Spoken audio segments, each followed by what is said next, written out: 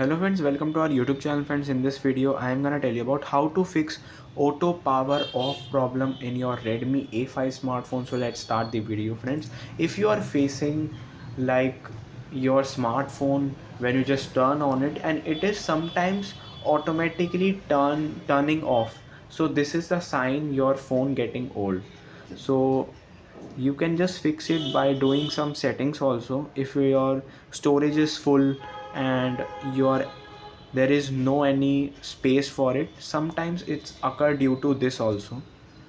So here first you have to go to the applications, click on see all applications, click on search, right here Google Play Services.